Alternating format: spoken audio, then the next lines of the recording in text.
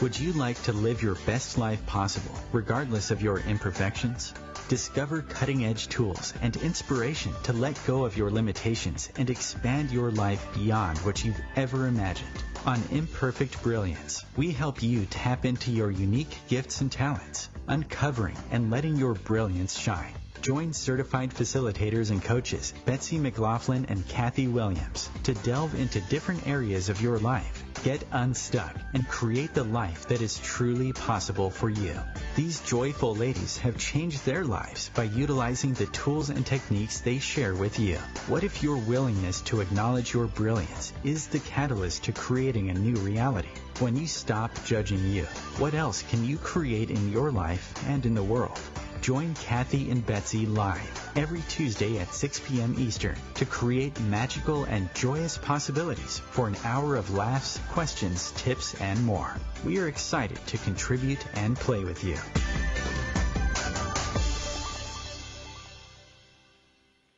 Welcome to Imperfect Brilliance, everyone. I'm Kathy Williams here with my co-host Betsy McLaughlin, and we have a special guest today.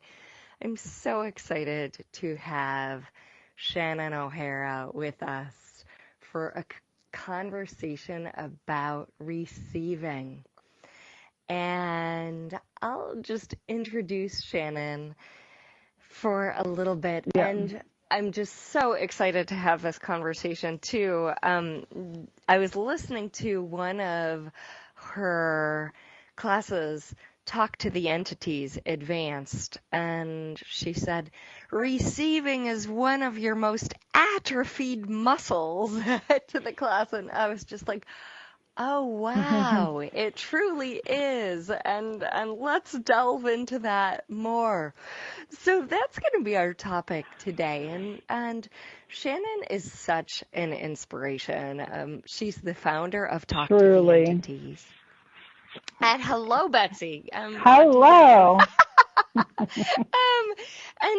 not only the founder of this amazing, expansive business that changes people's lives, she's also, as the daughter of Gary Douglas, an access consciousness, steeped person. So she's been an access consciousness certified facilitator for 18 years and has traveled all over the world changing lives, and as she says, enjoying it immensely. So she started Talk to the Entities in her 20s, assisting many through changing their fear, discomfort, and inability with the spirit world, and helping them create a connection that so many need. And Shannon, with her brilliance and her uncanny knack to nail people in a way, in a really good way, is such a fun facilitator to be around as well. So welcome, Shannon. Thanks so much for being here with us on Imperfect Brilliance. Hello, ladies. Thanks for having me. Thank you.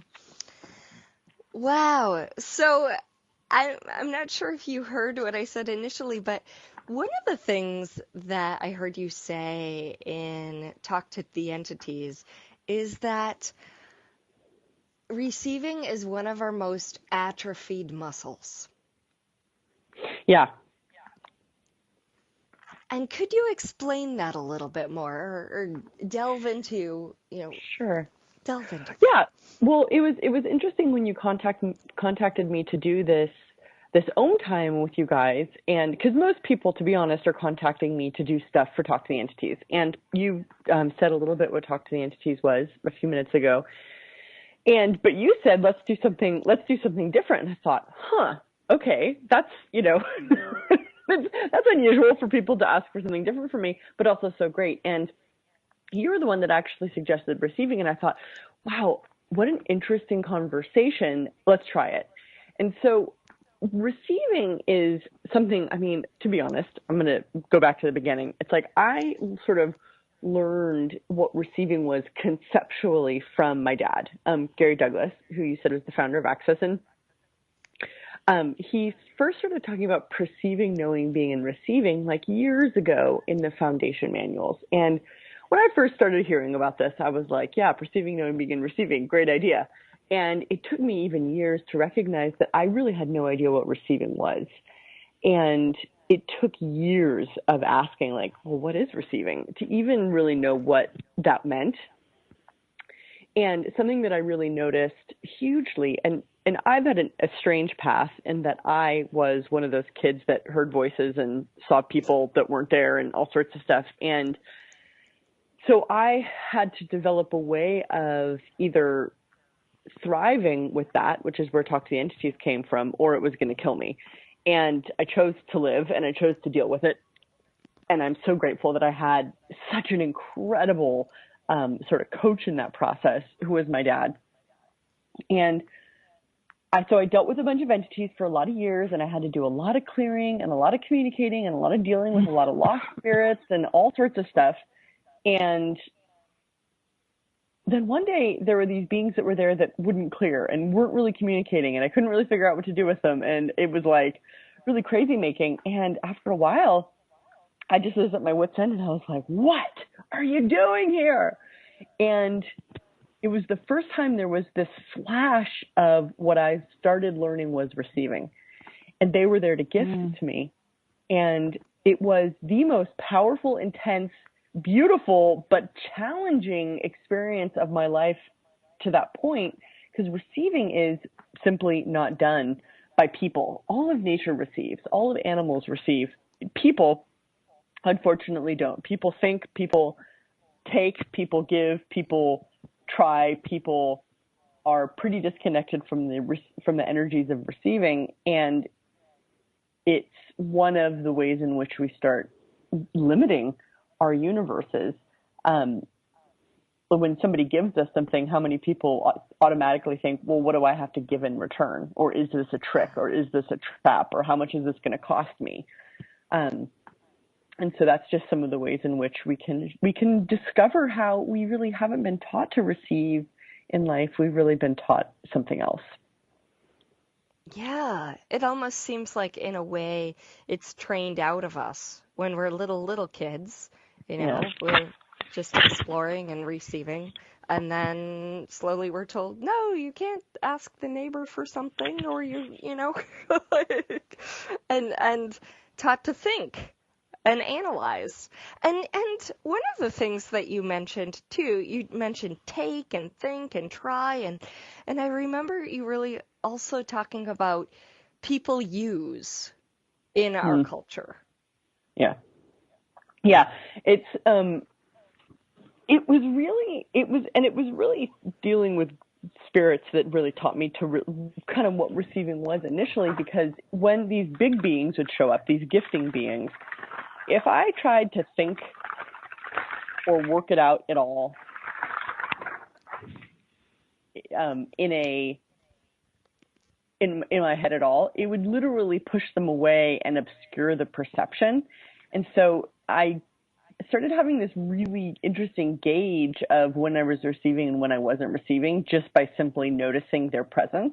And how many of us have noticed like this, like with the animals, like if you're in your head and thinking, literally animals will run away from you. And if you're relaxed and receiving, actually animals are far more likely to approach you and be around you, depending on the domesticity or the wildness of the animal, of course. So it's, I thought that when you brought up the thing about talking about receiving, I thought, wow, what a massive conversation. And I wonder how that's going to go. Because in a lot of ways, I feel like talking about receiving is like talking about some magical unicorn kingdom that everyone fantasizes about, but no one's ever seen and hardly anyone really believes in. And so the thing the thing that you mentioned about the using, it's this interesting thing to recognize. It's like, are we really taught to receive, or are we taught to use and to take? And that's a very broad blanket question. And if we're really truly going to begin to stimulate receiving, to access what receiving can be, we have to also recognize what receiving is not. And receiving is not taking, receiving is not using, where we see a lot of use and abuse of the earth. People would rather just use rather than receive. Because in the receiving process, you're also gifting simultaneously, which is what's so magic about receiving. It's not just all one way directional towards you getting. It's when you are receiving, so are you also gifting, which then is a gift in return to the universe rather than everything being used up and gone. Beautiful. Wow. Yeah. I would love to have you expand a little bit more, Shannon, on the gift part of the receiving, because we're so taught in this that it's better to give than receive. So much of Right. us we've shut that down. So could you talk a little bit more about the gift it is for everyone for receiving? Yeah, and yeah, I would say that if to truly see a great example of gifting, of receiving and gifting simultaneously, we have to remember those of us that have had children, or those of us that have had, nieces and nephews when they were babies, and holding them and how good it felt to hold that baby. And that's a great example of what someone who is receiving and fully gifting at the same time. That's why holding babies can be so amazing, is that they're fully receiving and fully gifting simultaneously. And this also goes for animals. Some of us have had those sorts of experiences with our pets. That's when you really see a great example of gifting and receiving simultaneously. And then, unfortunately, that's one of the only places we see that. Unless, of course, when you're deep in nature and deeply at peace, in a natural place, there can also be those gifting and receiving energies simultaneously. And now I don't remember what you asked me to talk more about. That was it. Gifting and receiving simultaneously, and the gift it is for everybody. Because gifting and receiving is not quantifiable, and it can't be.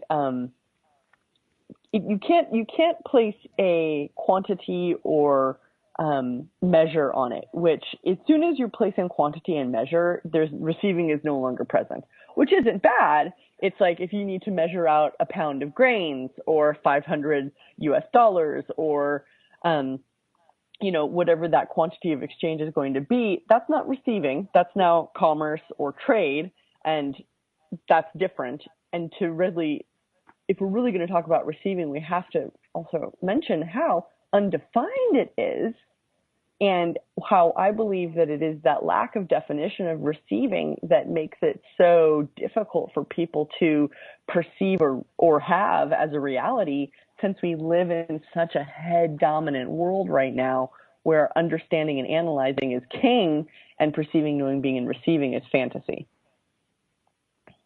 Mm-hmm. Wow.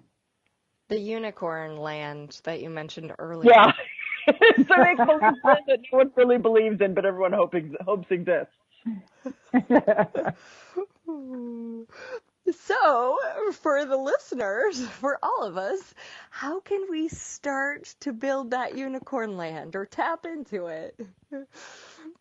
So one of the amazing things that I've sort of been taught and also learned and cultivated about receiving for me is a huge area that really necessitated me adjusting my receiving levels was with money. And Gary has a book, Money Isn't the Problem, You Are. And in that book, he talks about how you don't have a money problem, you have a receiving problem. And I remember when I first heard that, I was like, that's a nice idea. What do I do with that information? And Yes. It was so interesting to watch over the years as I really targeted having greater ease with money. How what kind of came simultaneously with that was this energy of receiving that I didn't understand what it was, how to use it, when it was appropriate, when it wasn't appropriate, how to access more of it, how to even recognize when I was blocking or stopping it. And now I have a very, I would say, clear cognition of receiving, whereas I would say that, and I would say that's very sketchy compared to where it will be, but it's much better than what I had before, which is absolutely no understanding or reality of receiving. So I started asking the universe to show me what receiving was. Like, show me receiving, because I just don't get this.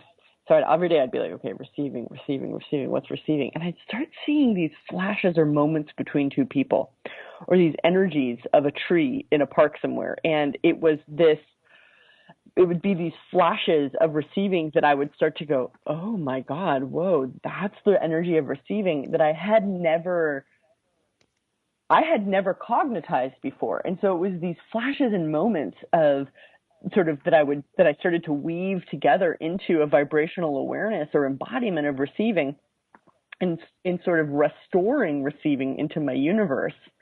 And it's receiving is such a mystical beast because you can't really understand it. It's not something we can talk about and analyze into understanding and then know it like a math equation. It's something you only can perceive and be and know.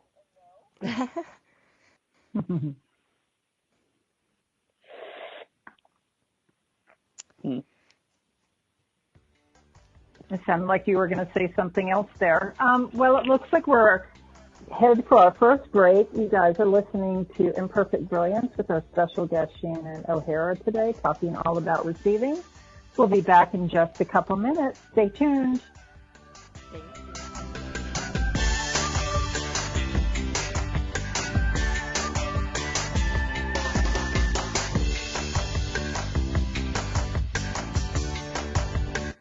Free your mind with OMTimes Radio, IOM FM. OMTimes magazine is one of the leading online content providers of positivity, wellness, and personal empowerment. A philanthropic organization, their net proceeds are funneled to support worldwide charity initiatives via Humanity Healing International. Through their commitment to creating community and providing conscious content, they aspire to uplift humanity on a global scale. Connect at omtimes.com.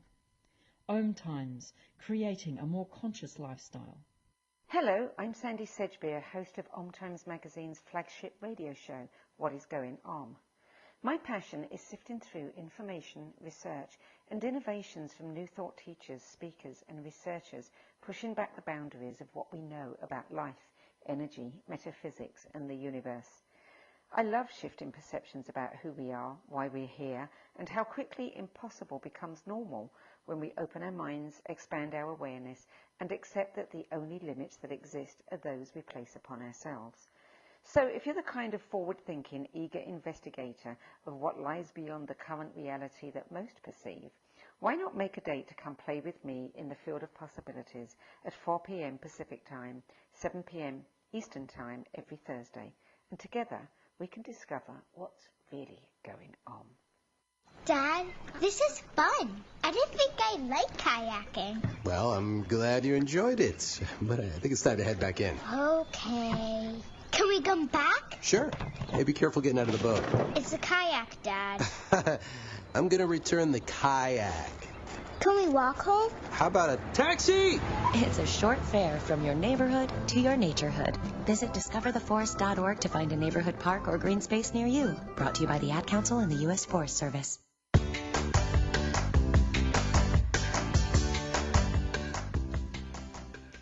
Welcome back to Imperfect Brilliance, everyone. This is Kathy Williams here with Betsy McLaughlin and our special guest, Shannon O'Hara. And today we're talking about receiving, our atrophied, underdeveloped muscle.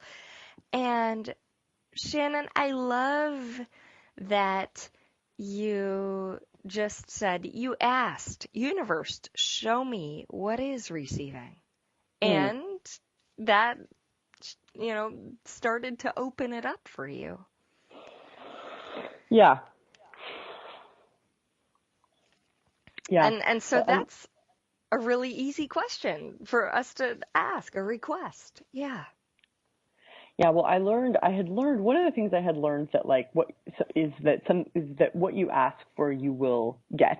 You might not get it in the way you think you're going to get it, but if you ask, it will come eventually. And so when there's something that when I haven't had ease or access to something, or there's something that I haven't really understood, that's definitely been, I've had to really ask the universe to show me what this is. And we're so lucky that we can ask and receive. And, that's a whole other aspect of receiving. It's like, are you asking for enough? Or do you tend to come to conclusion about what is, rather than asking always for greater awareness, greater possibility, greater receiving, greater knowing, greater choosing, greater, and more. I love that you brought that in. Do you still ask for that? Sorry? Excuse me. I was just asking, do you still ask to receive more and greater and greater? Yes, and I'll have to say that the ask is not something that I do like as a head question. It's way more of a being question. It's this ever presence of show me the magic that is available and possible in every way that it can show up. My husband and I mean, and this is a great, actually interesting way of having some receiving showing up. My husband and I are in London right now because we are here to visit the Mexican embassy. Long story. I've got a British passport. It's the way things worked out.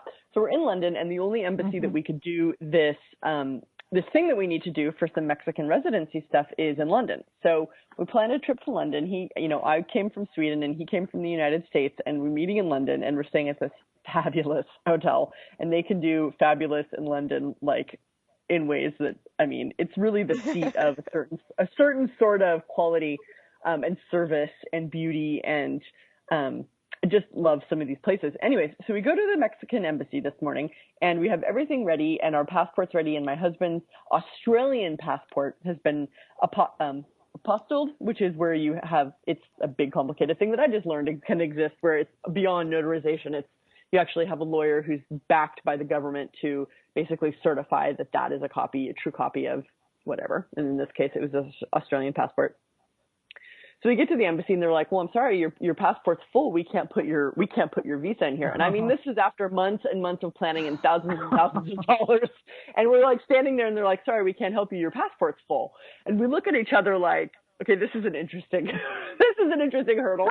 And then the woman behind the counter goes, unless you have another passport. And I go, he's got a German passport, which he does. And it was just in my purse.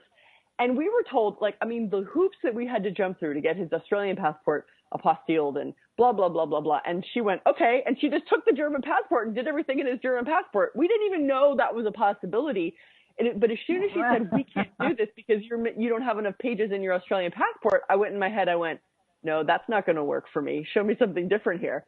And she just took the German passport, and within 10 minutes, the whole thing had been reorganized. And it was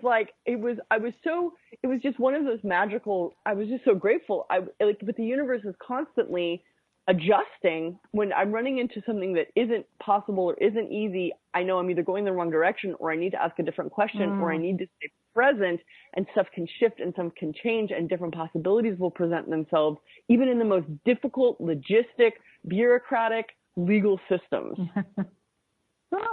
Yes. Wow. Thank you for telling us that and giving us that story. I mean, that's such a beautiful example of just being that different possibility. Okay, this doesn't work for me. Show me something greater. Yeah, I was like, there's got to be something else possible here. No way are we getting to this point and being turned away because there's not enough spare pages in a passport. Give me a notebook. I'll add some pages right now. Yeah, exactly right. I was like, how about this holy other passport that we never use? Okay, sure. And I looked at her and I thought, is she mistaken? But nope, they took it. And I went, okay, you know what? Thank you, universe. Wow. Too funny. So in a way, in that experience, you were the source of of change. You are the source of a different possibility just by being that. And I would love you to talk about being the source versus having something outside of us being the source. I actually, in this particular case, I would question if I was the source or if I was just accessing greater possibilities. Got it. Because this particular thing with the legalities and the Mexican residency and this whole project, it includes my husband and includes a bunch of other people who are helping us and and it's sort of a little piece of a bigger plan that sort of has its own consciousness and is the source of a tremendous change for both of our lives. And this is just one aspect of a bigger organism. With being the source, I would say, like, to a degree, like when I started to talk to the entities, I actually also wasn't the source of that, but I was definitely willing to be the mouthpiece and the source of communicating this energy and this possibility to the world in ways in which others didn't have access to yet. And so I was willing to be the source that others could recognize was a choice point. That being said, interestingly enough, though, Talking to Entities really has a consciousness of its own. It's really a source point of its own. I just needed to point people to it in all the ways in which I could for as many years as I needed to. And now Talk to the Entities is really up and on its own 2 feet. I'm just part of a much bigger organism and organization of Talk to the Entities. It has hundreds of facilitators. It really lives on its own. It's being spoken in many, many languages around the world.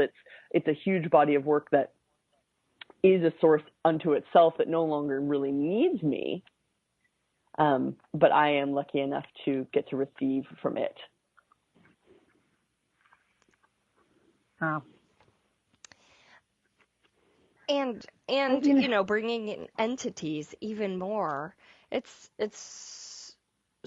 is one of the areas where most people refuse to receive. Yeah, big time, which is hysterical that it was the place in which I learned to receive. Yeah, and that's what I talk about. Sorry, Betsy, were you also was there something you were going to ask? No, go ahead. Well? Go ahead.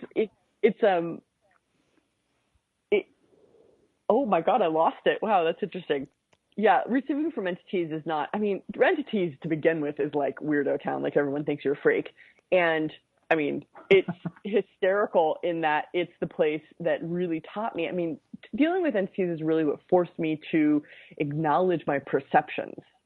Something that's really amazing about receiving is that it doesn't really exist in a vacuum. It's accompanied by perceiving and knowing and being. The more you receive, the more you be. The more you be, the more you know. The more you know, the more you perceive, and all simultaneously. And so dealing with entities, when I finally said, yes, I will actually admit to myself that I'm talking to entities and dealing with entities, it was this starting point of really developing, really restoring perception as a choice at all in my universe, because up to that point it had been a bunch of blocks and stops and resistance to perceiving and being aware of the spirit world. And as soon as I was like, okay, I'm really doing this, this is actually happening, it was relearning how perception worked, which is perception, you know, this is something that Gary has really indicated as an analogy of perception, is that it's like the weather. It's always changing and shifting. Perception is not this concrete forever thing. It's a fleeting, altering awareness. And so perception was really perception for me was really the first thing that began to restore itself when I said yes to awareness, which was awareness of the spirit world. And for me, it was just the spirit world. For others, it's really just like consciousness in general. But I'm like a real entity sensitive. So I had to deal with spirits in a really dedicated way, because they're so, if I don't deal with it, it can become such a imposition in my world. So perception is really where I began the receiving path. And I didn't even know that receiving was coming. I just knew that I needed to start to acknowledge my perceptions of the spirit world. And I did for years. And I developed that strength and sort of started putting myself back together again, rather than being in constant reaction and resistance to awareness. And then the more the perception started to restore itself, then came also the knowing, and then the being. And then one day receiving was knocking on my door. And I'm going to say receiving, although most people think it sounds like a good idea, is incredibly intense. It's sort of like having the most intense orgasm that you can't control, have no idea where you're going, totally lose your mind, and can't be in your head with. And is that okay on a daily basis in your life, or is control and being in your head more comfortable? Wow.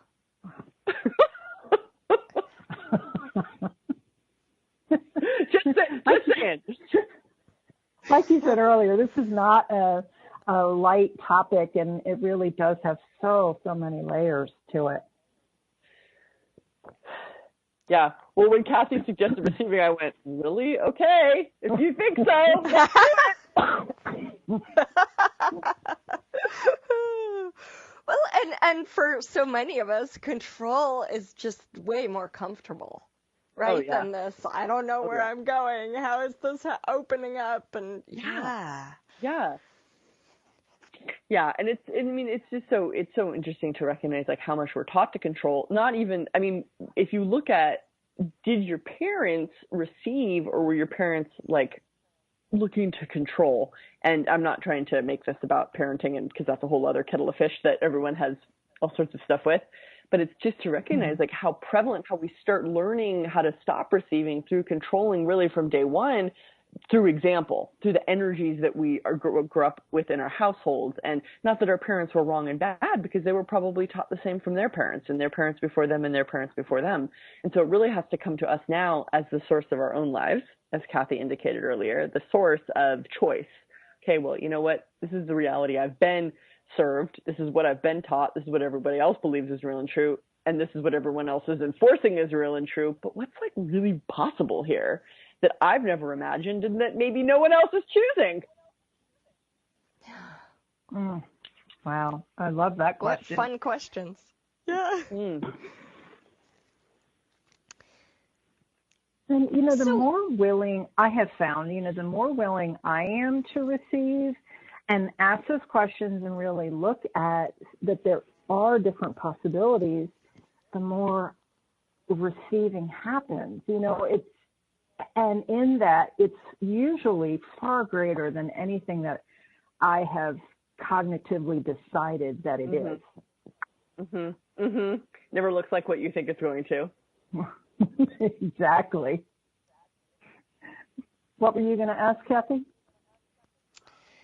Well, it's interesting because there are certain areas that we talk about receiving in primarily sex and sometimes money, and we can go in those directions. And I'd like to talk about receiving maybe what people have judged as negative or bad or harmful energies and actions and words. Yeah.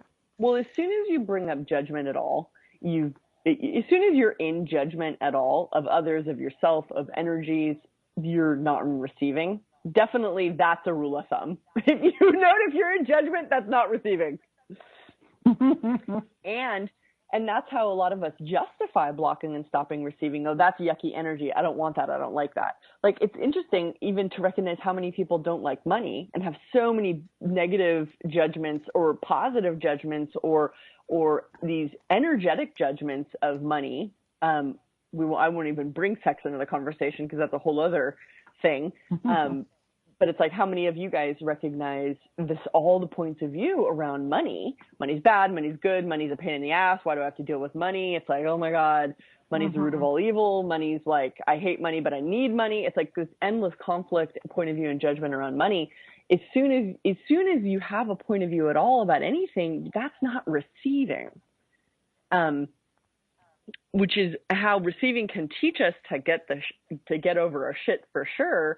Or we have to sacrifice receiving, or, are you going to make, it's like, when has judgment ever worked out well for any of us in a creative capacity? Does judgment actually create, or does judgment destroy? And a lot of us know judgment destroys, yet we still do it to our financial reality constantly, almost on autopilot, without any change in that point of view. And that's where really the tools of access consciousness become such a lifesaver, because you can really start to destroy and uncreate the points of view and the judgments that block and stop greater ease, greater receiving. And it's interesting to talk about this, because it almost sounds like I'm talking about some make-believe theoretical fancy talk. Wouldn't it be nice if only? Which is actually possible if you will get to work, use the tools, and change your reality. So what you're saying is this experience that seems make-believe is actually really possible if we're willing to let go of our points of view and drop in and start to receive. Yeah, and really start to recognize that you are in a judgment or a point of view, because sometimes we've got points of view that we don't even realize we have that are dictating and controlling our entire universe.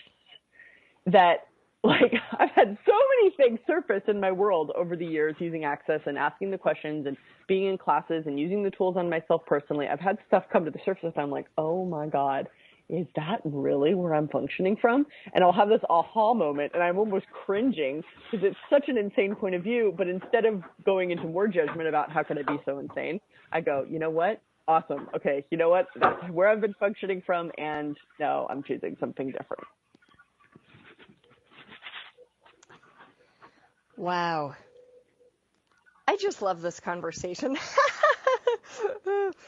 Yeah, I remember you even talking about someone changing her experience of being raped by just starting to receive it rather than, resist and push away. Uh-huh.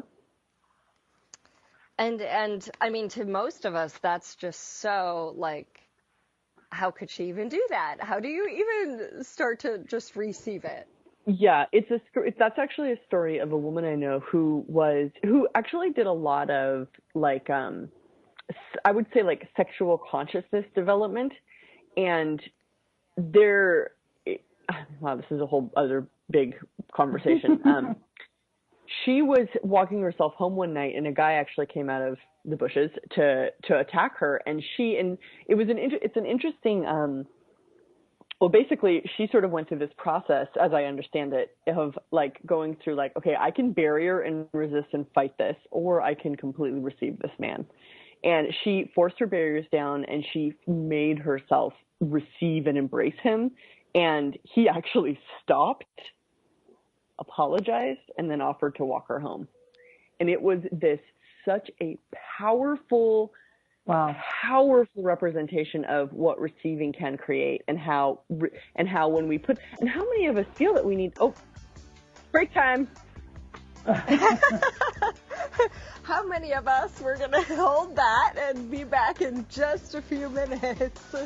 Thanks for listening to Imperfect Brilliance, everyone. We'll be back in just a moment.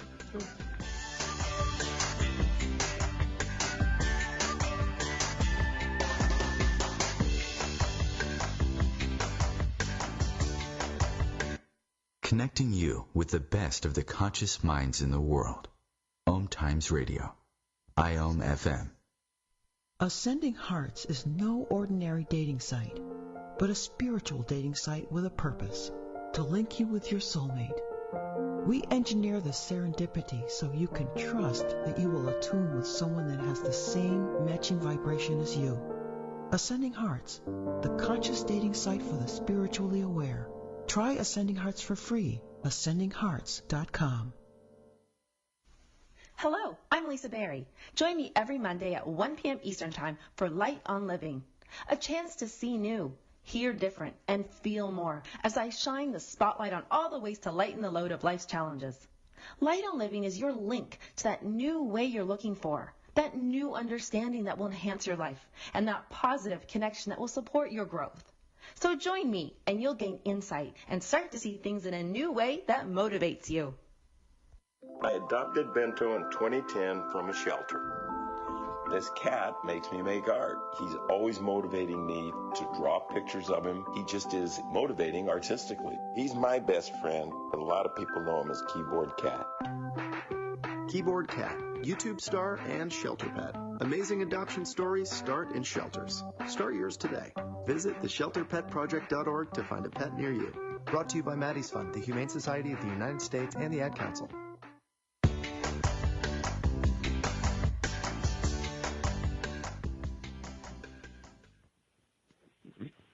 Welcome back to Imperfect Brilliance, everyone. We are here today with Shannon O'Hara, and our conversation has been about receiving, and we've really gone all over the map with this conversation.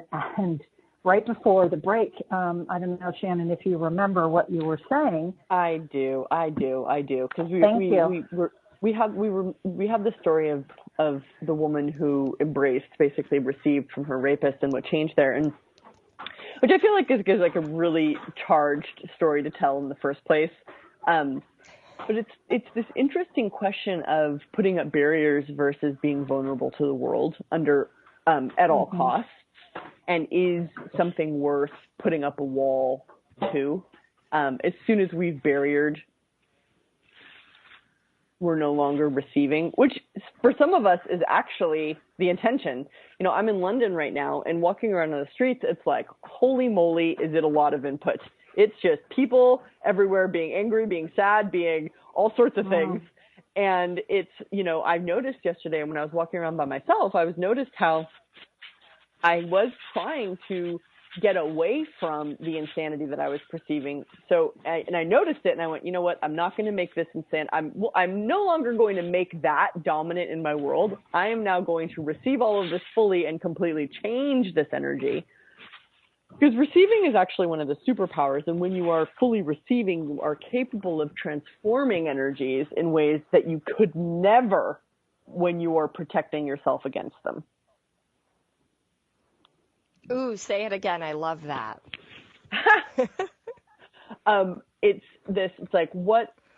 What energies are you capable of changing that necessitate you fully receiving them? When we defend or protect or put up a wall to something, we are at the effect of it. In fact, that as soon as you put up a wall, you're making that energy greater than your ability to receive it or deal with it. And so if you're willing to have barriers down, total vulnerability, like a baby, which it can be so intense, especially when you're in a sexual aggression situation, or walking down the streets of London, or having an argument with your spouse for the 50 millionth time about money, or, under duress or attack from any sort of external energy, which is such a huge part of life on the planet. It's like all of us tend to go into barrier and separate from the energy rather than barriers down more vulnerability and total receiving of the energy. And in the total receiving of the energy, even though it might be intense and unpleasant initially, it is a transformation, a tremendous transformation process, but you got to have the nerve to see it through and be present and keep those barriers down and receive, because like I said before, receiving is intense. It is not mild. It is like an intense orgasm that's full of pleasure and pain and everything beyond that has no words, that you can't control, but you can be present with. And that's not that. It's like, are many people willing to have that intensity of energy in their universes and in their bodies? Or is that naughty, bad, scary, all those things that receiving tends to be labeled with? Yeah, I can hear some people saying, why would I choose that? Yeah. Well, and so as you were talking, it brought to mind someone in my family who, when I hug, it's not a sexual energy, but it's this energy of what very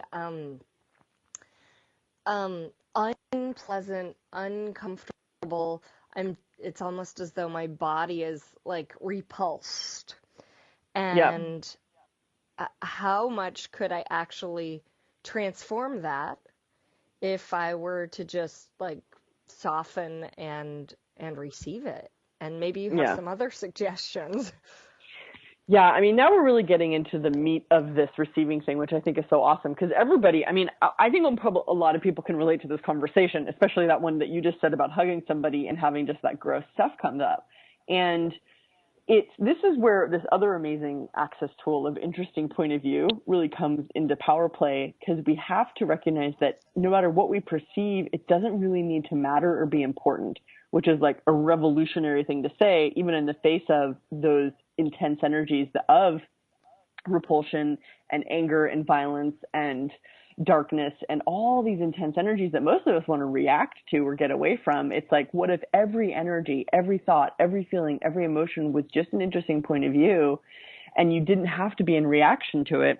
You could just be present and receiving of it, which I know, again, I feel like I'm talking about unicorn fairy kingdom.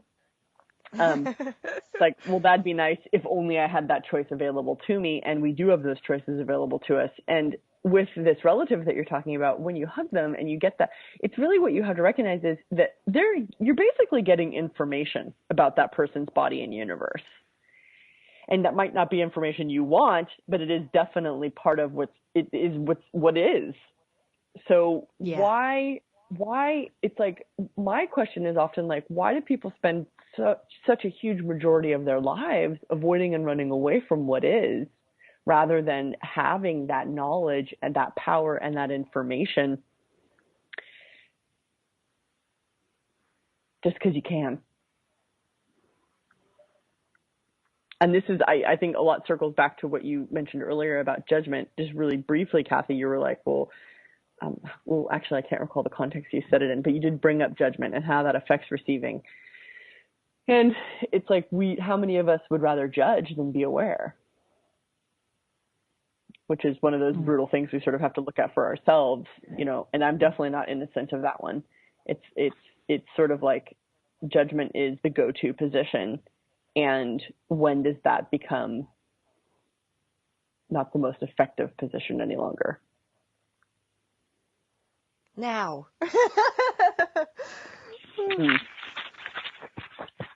Great question.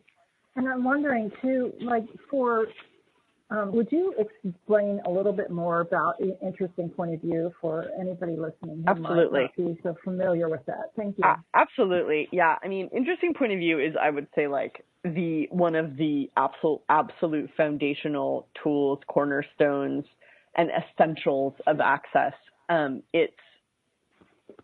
It's something you learn in the foundation. It's, what if every point of view, thought, feeling, and emotion you have was just an interesting point of view, meaning it has no significance. It actually has even no relevance. It's just an interesting point of view. And it's this, you're given this exercise of every thought, feeling, and emotion you have for a full day. What if those were all just interesting points of view? And, you know, Gary makes a tease with people. He says, this is going to be one of the hardest things you've ever done. And he's not wrong. It is incredible how many of us, it's like, if I do interesting point of view for a full hour, I get this incredible vantage point of how many points of view I'm trying to come to about everything under the sun, about money, about some staff member, about, you know, my butt, about everything. I'm always coming to some point of view about this, that, and the other thing, you know. And it's, what if all those were just interesting points of view, and what's actually possible is behind your points of view, and you have to sort of relax your points of view in order to access, here's that word, access something else being possible. Points of view are the end of possibility. Points of view are the end of possibility. Question is the key that unlocks the door to greater possibility. So if you come to a point of view about anything, are you continuing to have choice, or have you lost choice? Wow. That would be the presentation of interesting point of view as a life tool. I love it. You know, when you do lose your choice and you feel like there's no other choice, no other possibility, then that's the time, right, to start asking questions and truly what else could be possible if you change your point of view, or and that's where just saying to yourself, you know, interesting point of view, I have this point of view, can really start shifting things. Yeah, exactly. Because if I had not been an interesting point of view when the woman at the Mexican embassy today said we can't use your Australian passport, we would have just had to pack up shop and leave after months and months of planning and thousands of dollars spent to get to this place. And instead of that, me and my husband both sit there like, interesting point of view. Okay, now what? You know, it was this willingness to adjust in the moment to the energy. Because when you take a point of view, you no longer can be present. You're in that point of view now. So you've lost engagement with the energy of the moment. The universe can't really play with you anymore, which is why so many people's lives don't feel like a play and an engagement with the energy of the moment. They're like sort of, stuck in a lot of ways. And I don't want to speak for everyone in the universe, but I'll speak for myself. It's like when you come to a point of view and it's you're really in that point of view / judgment. It's like, how can the universe show you anything different other than your point of view? Well, and that takes us back to the place where we're trying and figuring and calculating and using.